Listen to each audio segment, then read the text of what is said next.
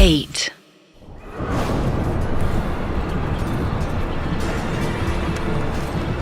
सन 1430, जगह वलाकिया, रोमानिया की एक सल्तनत जिस पर राज करता था ड्रैकुला वंश का राजा व्लाद द्वितीय। आज वलाकिया का आसमान कुछ ज्यादा ही अशांत था। एक तूफान जोर पकड़ रहा था, लेकिन ये तूफान ना तो बारिश का था ना हवा का। ये था लोहे, आग और खून का तूफान। और इस तूफान में एक ऐसी शख्सियत का जन्म होने वाला था जो दुनिया को थरथराने वाली थी। ऑटोमन सेना की खुफिया यूनिट का कमांडर एर्दोगुल अपने सिपाहियों के साथ घोड़ों को संभालने की कोशिश कर रहा था, जो उस तूफान में बेचैन हो रहे थे कि तभी एर्दोगुल का जासूस मांगोनेल वहां पहुंचा। क्या खबर लाए हो मांगोनेल? वो यही है ना? हाँ जनाब, वो यही है, इस किले के अंदर। मगर किले के अंदर काफी पहरा है, कुछ नहीं तो 2 से 3 दर्जन सिपाही होंगे। 100 भी होते तो फर्क नहीं पड़ता। सबको तैयार करो और इस किले की ईंट से ईंट बजा दो। उस औरत के पेट में जो पल रहा है उसे पैदा होने से पहले ही जहन्नुम भेजना होगा। ये इमाम ओरहान का हुक्म है। आगे बढ़ो और गिरा दो किले का दरवाजा। एर्दोगुल का हुक्म मिलते ही ऑटोमन सिपाहियों ने 2 बैटरिंग रैम लेकर किले के दरवाजे पर वार करना शुरू कर दिया। जनाब एर्दोगुल, किले का दरवाजा तो बस नाम का ही है। अब आज रात ड्रैकुला का वंश खत्म हो जाएगा। गिरा दो। आज की रात हमारा नाम इतिहास में लहू से लिखा जाएगा।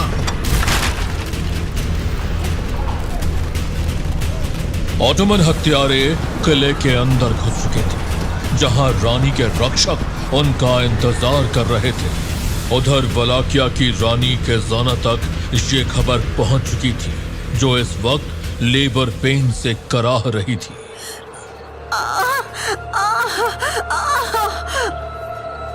महारानी जी, दुश्मन बिल्कुल करीब है। आपको हिम्मत रखनी होगी। बच्चा बस आने ही वाला है। आने दो उन्हें। अगर मेरा बेटा खून में पैदा होता है तो वही ठीक है। वलाकिया के युवराज का स्वागत हम दुश्मन के लहू से करेंगे। फादर, आप अपने चैन्स बंद मत करिए। हाँ, मैं बोलता हूँ। ड्रैगन के आशीर्वाद से और पुरखों के खून से ये बच्चा युद्ध की आग से जन्म लेगा। आज रात का अंधेरा इसकी ताकत बनेगा।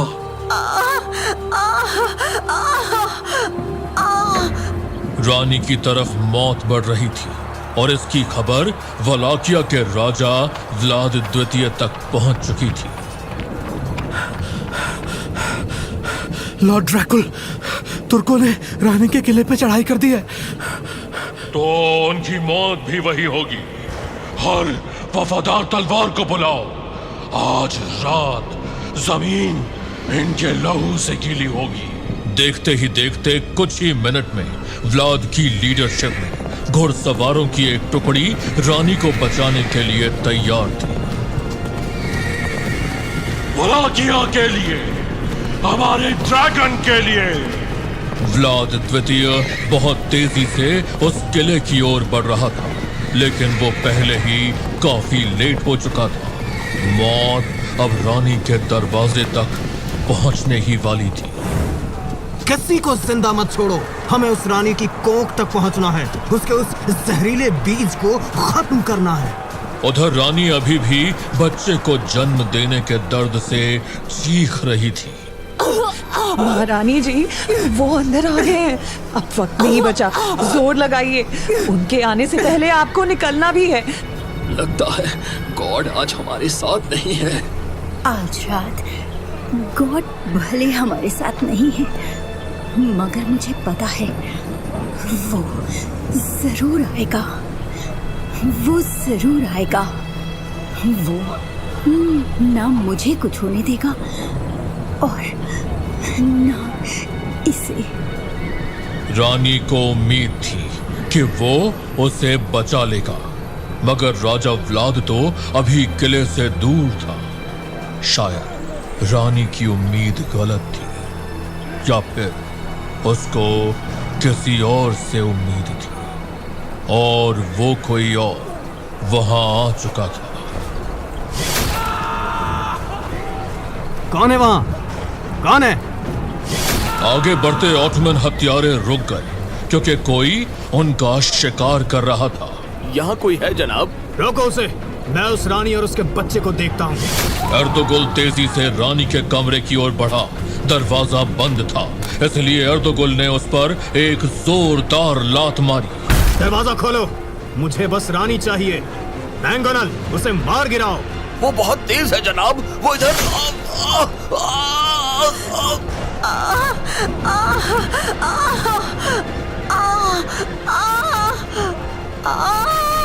उधर वो साया एक एक करके ऑटोमन हत्यारों को निपटा रहा था। इधर एर्दोगुल अब इंतजार नहीं कर सकता था, और तभी दरवाजे के पार से आती खिजाना की चीखें शांत हो गई, और उनकी जगह सुनाई दी एक आवाज। वो आवाज सुनते ही एर्दोगुल मानो पागल हो गया। तुम सबको मार दूंगा मैं। तोड़ दूंगा इस दरवाजे को और सबको मौत के घाट उतार दूंगा। उधर वो साया आगे बढ़ता ही आ रहा था, और इधर दरवाजा टूटने की कगार पर था। एर्दोगुल सफल हो चुका था। वो तेजी से अंदर घुसा। रानी की दाई उसे रोकने आगे बढ़ी। मैं तुझे नहीं छोड़ूंगी कमीने। मर्डरर!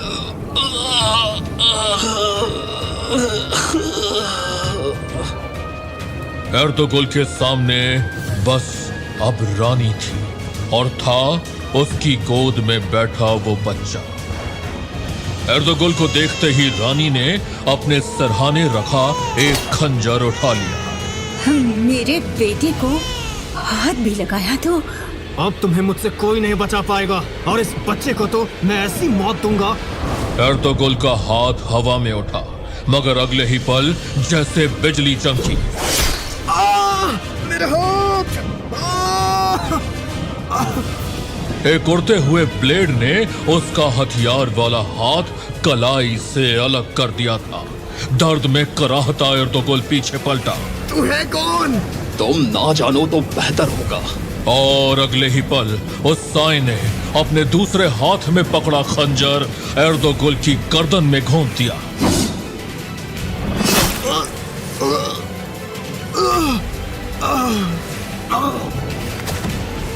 एर्दोगुल को निपटाकर वो साया रानी की ओर बढ़ा। रानी की आंखों में खुशी के आंसू थे। मैं जानती थी तुम आओगे।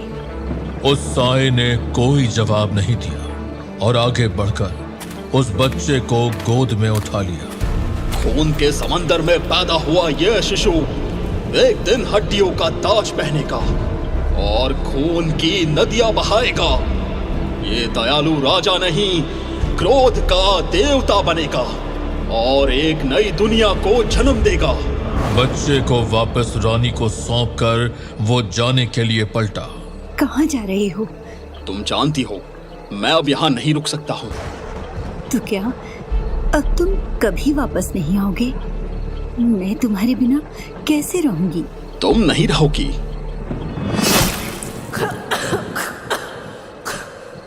उस साए का हाथ तेजी से चला और रानी के पेट में खंजर घुस गया। रानी बच्चे को गोद में पकड़े हुए बिस्तर पर जा गिरी,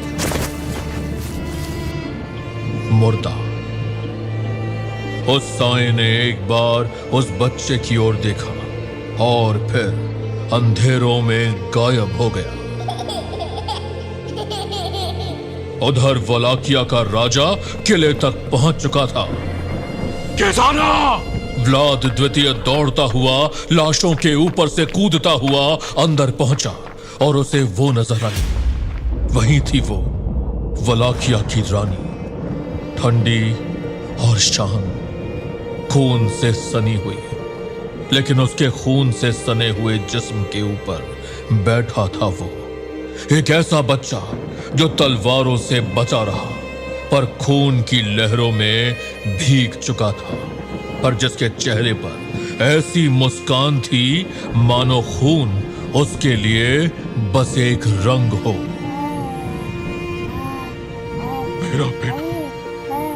मेरा बेटा ड्रैक्यूल वंश का चिराग, ड्रैगन का बेटा, युद्ध में जन्मा हुआ बेटा, जिसने मौत की गोद में अपनी पहली सांस ली है और मौत इतने करीब आकर भी उसके जिस्म पर एक खरोंच तक न मार सके। एक दिन ये वलाकिया पर हुए हर जुल्म का बदला लेगा और इसके नाम से ऑटोमन ही नहीं, दुनिया का हर सम्राट, हर राजा, हर योद्धा कांपेगा।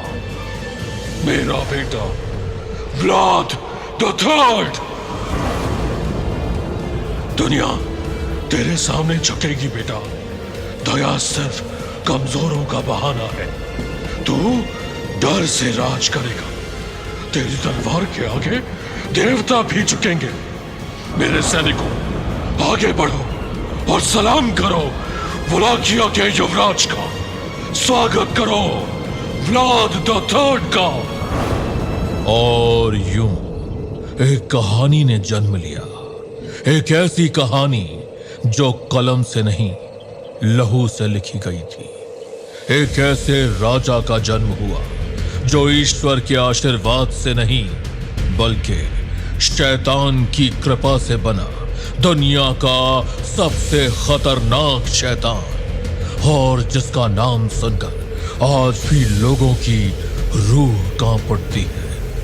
आगे चलकर दुनिया ने उसे कई नाम दिए, पर उस रात वो सिर्फ व्लाद था, सिर्फ व्लाद।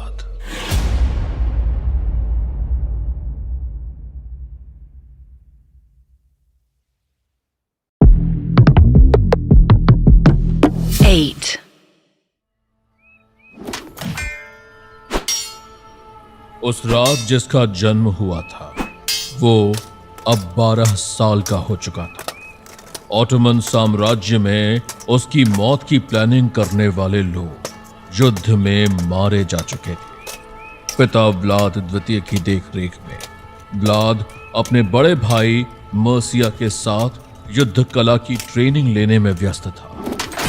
बहुत अच्छे व्लाद, लेकिन अटैक करते समय ध्यान रखो कि कहीं तुम्हारा डिफेंस पूरी तरह खुल न जाए।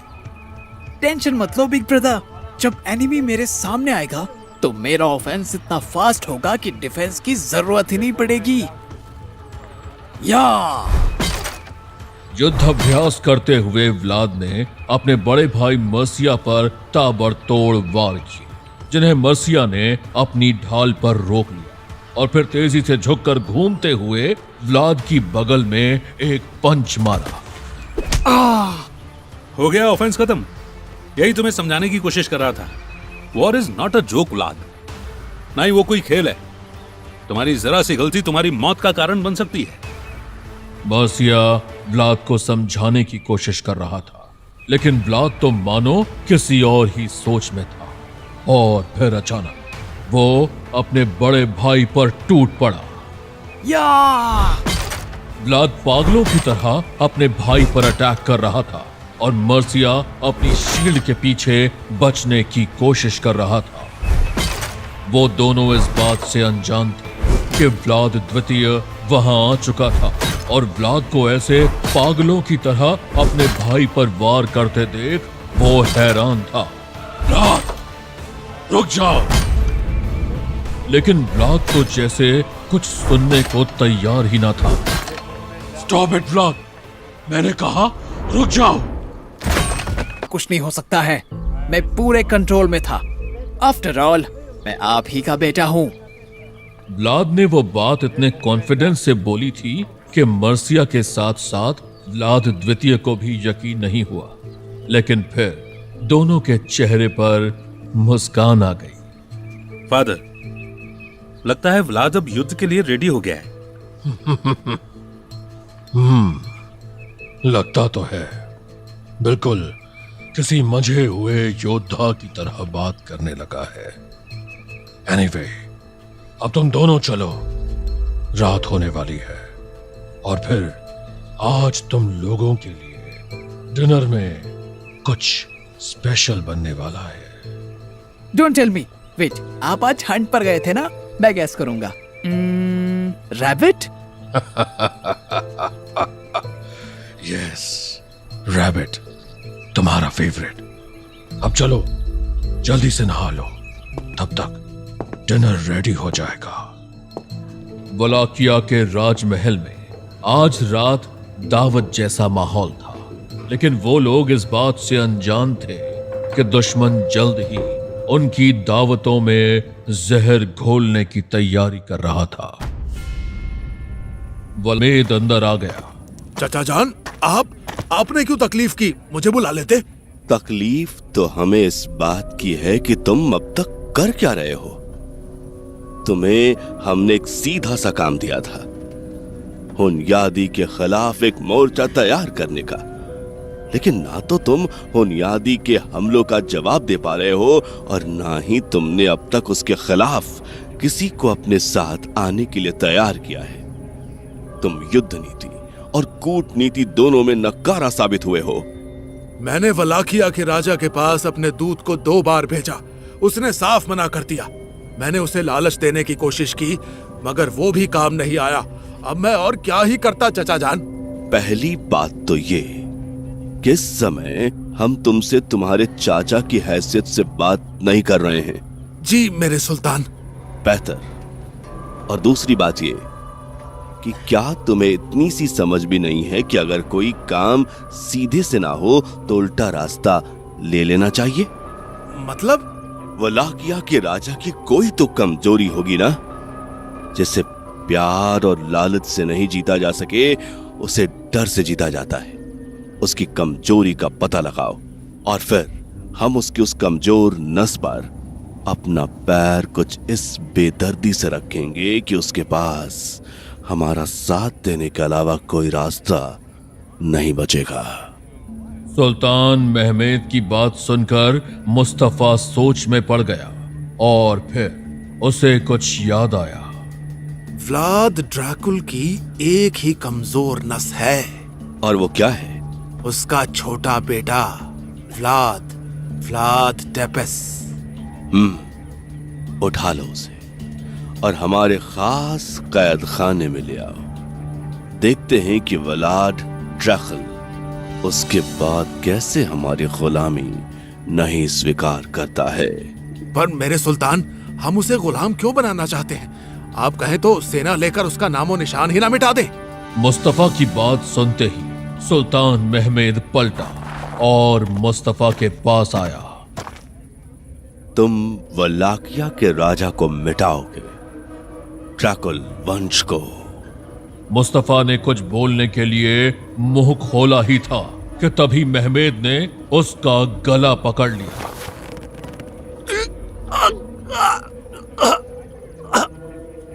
इसलिए बोला था कि तुम्हें कूटनीति की कोई समझ नहीं है।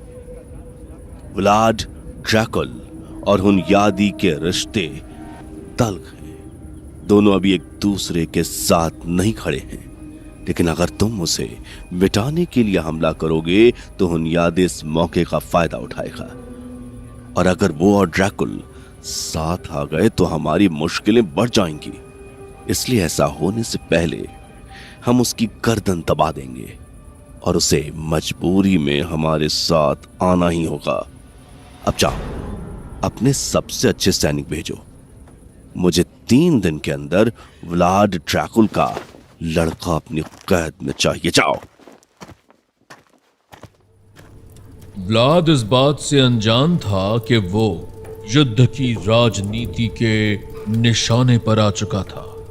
वो तो इस समय बड़े मजे से अपने फेवरेट रैबिट स्ट्यू का आनंद ले रहा था।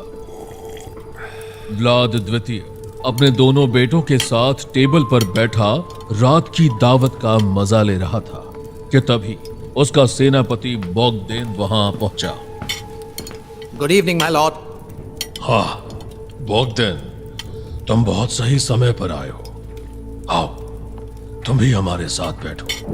स्ट्यू आज कमाल का बना है। माय लॉर्ड, अगर आप फ्री हैं तो एक जरूरी बात करनी थी। बैठो और बोलो। हमारे स्पाइस ने एक शॉकिंग इंफॉर्मेशन दी है। ऑटोमन सुल्तान महमद को हमारे सदर्न बॉर्डर के पास देखा गया है।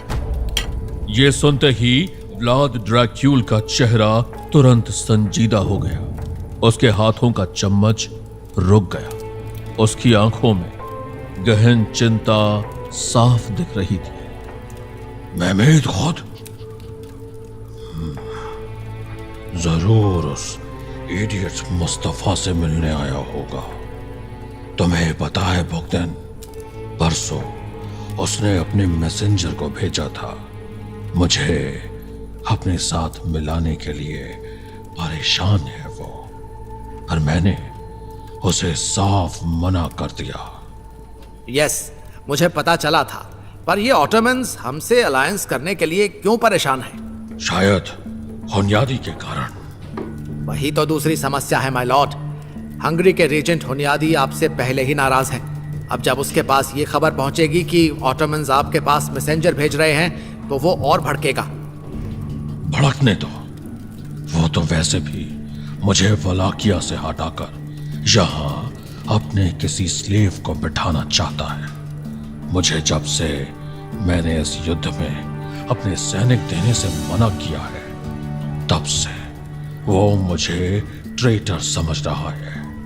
बोलते बोलते व्लाद ड्रैक्यूल ने अपनी आंखों से अपनी रिंग फिंगर पर सजी अंगूठी को देखा, फिर एक गहरी सांस भरी। मेरे लिए ये थ्रोन सिर्फ एक बोझ बन गया है बॉगदेन।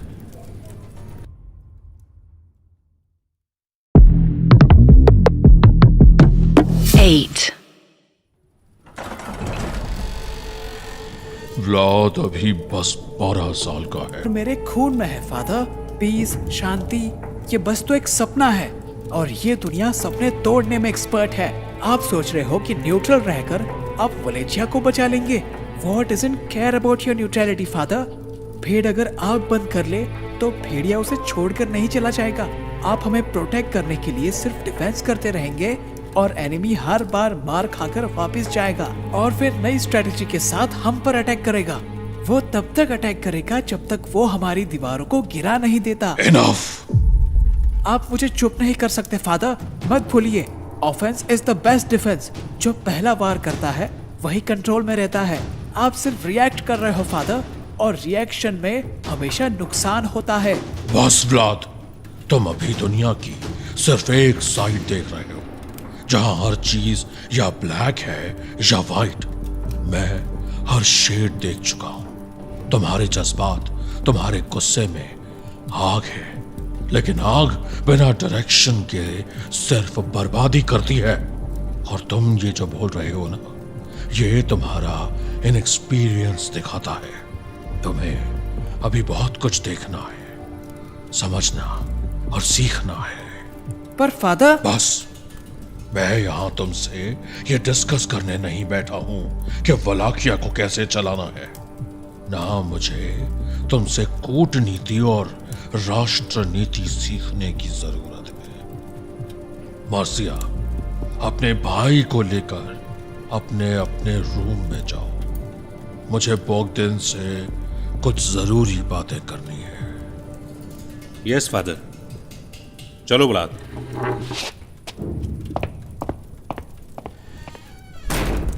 मार्सिया, अपने भाई को समझाओ, ये गुस्सा सही नहीं है। ओके फादर, मैं बात करता हूं। अपने दोनों बेटों के जाने के बाद व्लाद द्वितीय वापस बॉगदेन की ओर मुड़ा। उसके चेहरे पर टेंशन साफ नजर आ रही थी। कभी कभी मुझे इस लड़के के लिए टेंशन होती है बॉगदेन। इसके अंदर एक फायर है एक जुनून जो मैंने आज तक किसी में नहीं देखा। ये आगे जाकर बहुत बड़े बड़े काम करेगा, लेकिन डर लगता है कि कहीं इसकी ये आग इसी को खाक ना कर दे। My lord, he is young. ऐसे ही होते हैं जवान, थोड़े इम्पेशेंट, थोड़े इंटेंस, और फिर अपने आप को ही याद कर लीजिए, इस एज में आपके अंदर भी जोश ही जोश हुआ करता था। पर टाइम सबको लाइफ के जरूरी लेसन्स सिखा देता है। I am sure Prince Vlad भी समय के साथ सही गलत में अंतर समझने लगेंगे। आई होप वो टाइम जल्दी आए, क्योंकि कहीं ना कहीं व्लाद सही बोल रहा था। एक दिन महमेद और हुनयादी की ये लड़ाई हमारे वलाकिया तक जरूर पहुंचेगी, लेकिन तब तक मैं यही ट्राई करता रहूंगा कि हम इस लड़ाई का हिस्सा ना बने।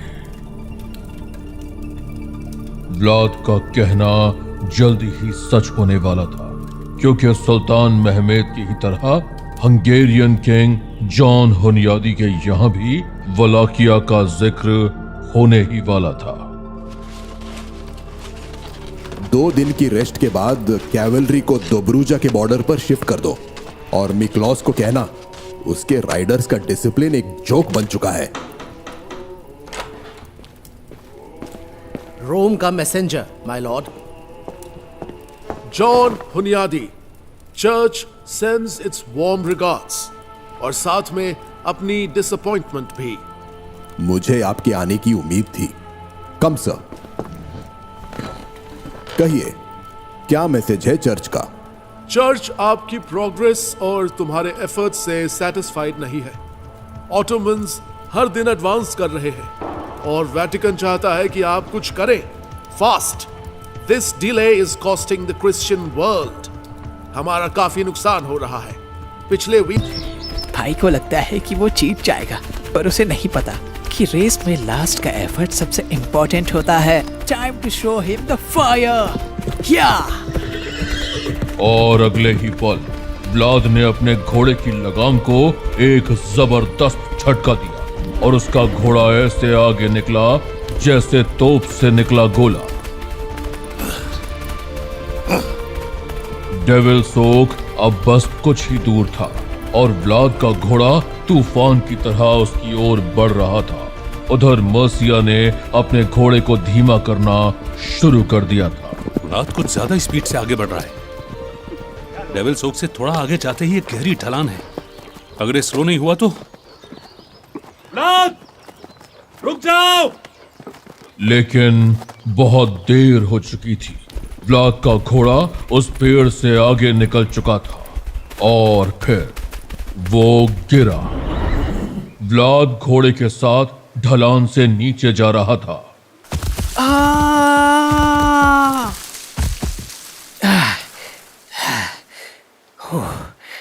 किस्मत से ज्यादा चोट नहीं लगी है।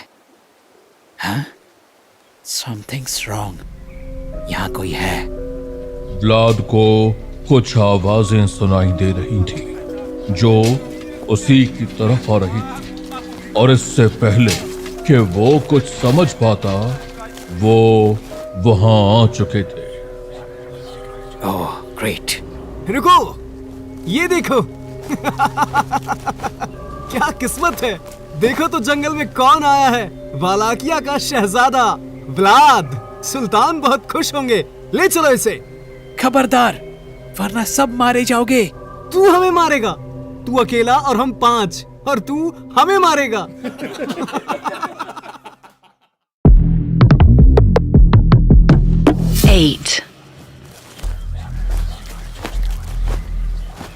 Oh great. रुको, ये देखो। क्या किस्मत है। देखो तो जंगल में कौन आया है। वालाकिया का शहजादा व्लाद। सुल्तान बहुत खुश होंगे। ले चलो इसे। खबरदार, वरना सब मारे जाओगे। तू हमें मारेगा। तू अकेला और हम 5, और तू हमें मारेगा। पांचों आगे बढ़े। व्लाद भी तैयार था, लेकिन अगले ही पल व्लाद ने कुछ ऐसा किया जिसकी उन्होंने आशा नहीं की थी। अरे ये तो भागने लगा। चलो इसका शिकार करते हैं। वो पांचों उसका पीछा करने लगे। उन्हें लग रहा था कि वो डर गया है, उन्हें लग रहा था कि वो बचने के लिए भाग रहा है, लेकिन व्लाद भाग नहीं रहा था, वो तो जाल बिछा रहा था, उन्हें जंगल की गहराइयों में ले जा रहा था। वो छोटा सा पिल्ला उसे पेड़ों की टहनियों में खो जाती। वो चारों अब और भी ज्यादा सतर्क थे, मगर जंगल में खतरा कब कहां से आ जाए कोई नहीं कह सकता। क्या हुआ? कुछ नहीं, एक सांप पर पैर पड़ते पड़ते बचा। देख के चलो, जहरीला लगता है। तुम चलो, मैं इसको मार ही देता हूँ। उस सैनिक ने तलवार के एक वार से उस सांप के 2 टुकड़े कर दिए। बड़ा आया था मुझे डराने। उस सांप की वजह से उसका ध्यान बढ़ गया था, और कहते हैं ना, सावधानी हटी दुर्घटना घटी। क्या? जहरीले सांप की लाश के ठीक बगल में गिरी उस सैनिक की लाश। व्लाद ने मौका मिलते ही उसकी पसलियों में अपना खंजर घुसा दिया था। उसका फेफड़ा खून से भर गया, और जब वो गिरा तो उसके मुंह से आवाज की जगह बस खून बाहर आ पाया। उसने तैयब को मार दिया, साला कुत्ते का बच्चा। अब बस 3 बचे थे, और तीनों एक साथ आ गए थे, लेकिन उनके मन में डर जाग चुका था, और डरा हुआ इंसान अक्सर गलती कर जाता है। वहां है वो, उन झाड़ियों के पीछे। तुम दोनों आगे जाकर देखो, मैं इधर से उसको घेरता हूँ। व्लाद ने बहुत चतुराई से दूर से एक पत्थर झाड़ियों में फेंका, जिसकी आवाज से उन्हें लगा कि व्लाद उन्हीं झाड़ियों के पीछे है, मगर वो गलत थे। मैं यहाँ हूँ। क्या? व्लाद ने उसके पास पहुंचते ही उसे हल्के से आवाज दी, मगर वो मुड़ता उससे पहले ही उसने उसके दोनों घुटनों के नीचे की मांसपेशियों को काट दिया। वो लड़खड़ा कर घुटनों पर गिरा, और अगले ही पल व्लाद ने उसके दिल में अपना खंजर उतार दिया। 3 बाकी दोनों सैनिक अब बहुत डर गए थे। वो पीछे हटने लगे। उन्हें यकीन नहीं हो रहा था कि एक 12 साल के लड़के ने उनके 3 साथियों को मौत के घाट उतार दिया था। ये क्या है? ये लड़का है या भूत? वो कमीना हमसे खेल रहा है। गलत, वो खेल नहीं रहा था, वो तो शिकार कर रहा था।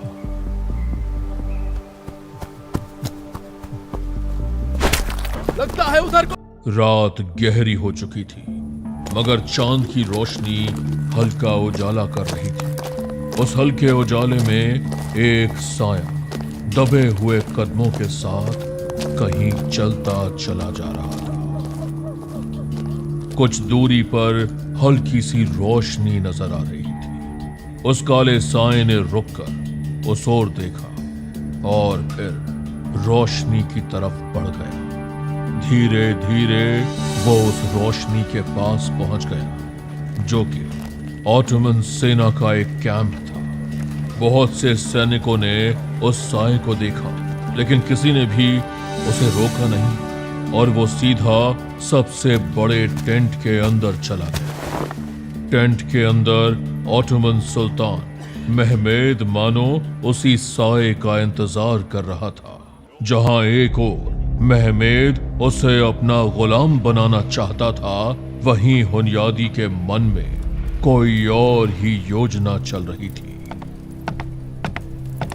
माय लॉर्ड, आप इतने स्ट्रेस में क्यों हैं? मुझे वलाकिया पर कंट्रोल चाहिए, पर व्लाड ड्रैकुल के रहते ये पॉसिबल नहीं है। उसे हटाना होगा, लेकिन उसकी जगह हमें एक सही इंसान को बैठाना है, जो कैथोलिक हो, चर्च की रिस्पेक्ट करता हो, और जिसके अंदर ऑटोमैन्स के लिए वही नफरत हो जो मेरे अंदर है।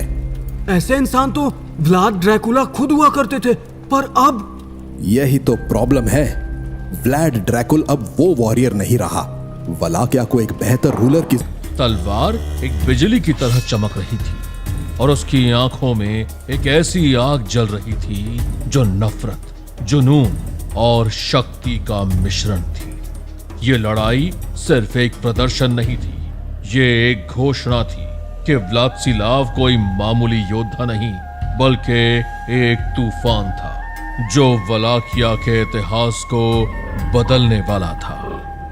सांड ने अपने तीखे मौत के सींगों के साथ व्लादिस्लाव पर पूरी ताकत से हमला कर दिया। जमीन कांप उठी जैसे प्रकृति खुद इस युद्ध की साक्षी बन रही हो, लेकिन व्लादिस्लाव एक बाज की तरह उसके वार से बच निकला। सांड पलटकर एक बार फिर उसकी तरफ बढ़ा, लेकिन फिर उसका हमला चूक गया। व्लादिस्लाव का हर कदम एक नाच था, एक ऐसा नाच जिसमें मौत और जीत के बीच सिर्फ एक पल का अंतर था। उसके चेहरे पर ना डर था ना संकोच, सिर्फ एक ठंडी मुस्कान जो उसके दुश्मनों के दिल में खौफ बिठा दी।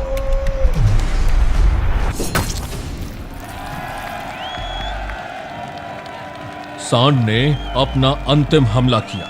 उसकी आंखों में पागलपन और गुस्सा था, लेकिन व्लादिस्लाव के लिए यह सिर्फ एक मौका था, एक मौका अपनी ताकत, अपनी चतुराई और अपने निश्चय को साबित करने का। एक तीखे बिजली से भी तेज वार के साथ उसकी तलवार ने सांड की गर्दन को छेद दिया। खून का एक फव्वारा हवा में उठा और सांड का विशालकाय सर एक झटके में धूल में गिर गया। उसका जिस्म जैसे कोई पहाड़ हो जमीन पर धड़ाम से गिर पड़ा और मैदान में एक मौत का सन्नाटा छा गया। और फिर भीड़ का शोर उठा उस सन्नाटे को तोड़ने के लिए। पसीने और खून से सना हुआ व्लादिस्लाव खड़ा था। उसका जिस्म लड़ाई के जज्बात से कांप रहा था, लेकिन उसका चेहरा शांत और सख्त था। उसने अपनी तलवार को ऊपर उठाया। खून में डूबी उसकी तलवार जगमगा रही थी। भीड़ का शोर एक समुद्र की लहरों की तरह गूंज रहा था, लेकिन व्लादिस्लाव के लिए यह शोर सिर्फ एक शुरुआत थी। यह मैदान उसका पहला युद्ध क्षेत्र था और इस जीत ने घोषित कर दिया था कि व्लादिस्लाव न सिर्फ एक योद्धा था बल्कि एक ऐसा वीर पुरुष था जो अपने दुश्मनों के लिए मौत का दूसरा नाम बन सकता था।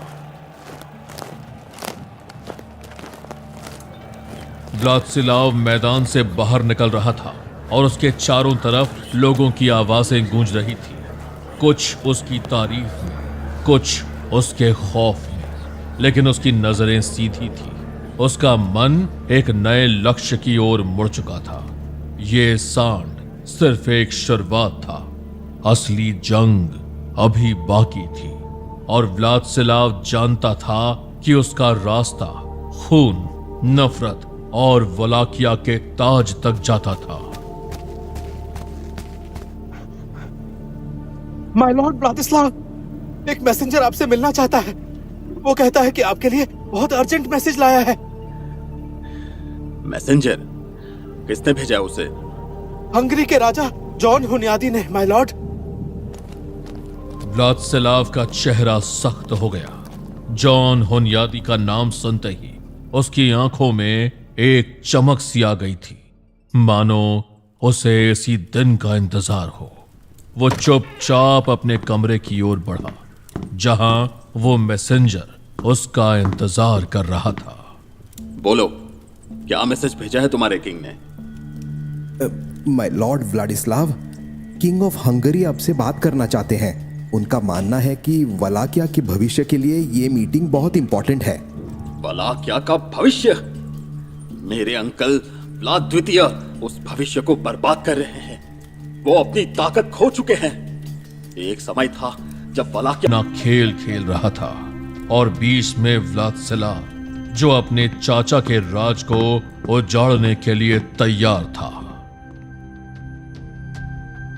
वलाकिया से सैकड़ों मील दूर एक और किरदार इस कहानी से जुड़ने वाले में घुसा दिया। लड़के की आंखों में नफरत की आग जल रही थी। उसने एक और सिपाही को देखा जो अपनी तलवार लेकर उसकी तरफ बढ़ रहा था, लेकिन अब तक ऑटोमन सिपाहियों का दस्ता उसके चारों तरफ से घेर चुका था। 4 घुड़सवारों ने अपने हथियार लेकर उस छोटे से लड़के को घेर लिया। लड़के का जिस्म गुस्से से कांप रहा था, लेकिन वो लड़ने के लिए तैयार था।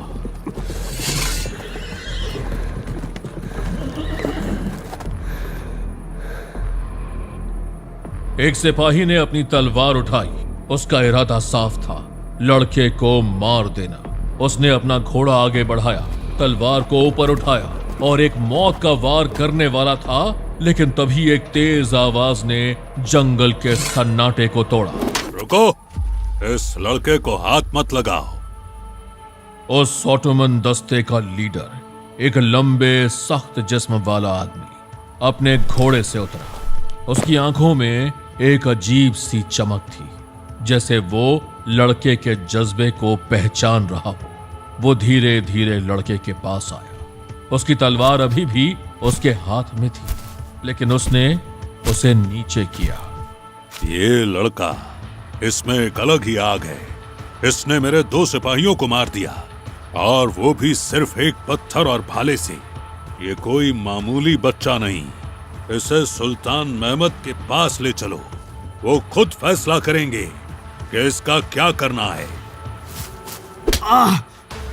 सिपाहियों ने लड़के के हाथों को जकड़ लिया, उसके जिस्म को बंधनों में कस दिया, लेकिन उसके चेहरे पर अभी भी वही गुस्सा और वही आग थी। तेरा नाम क्या है लड़के? अमीनोटेप।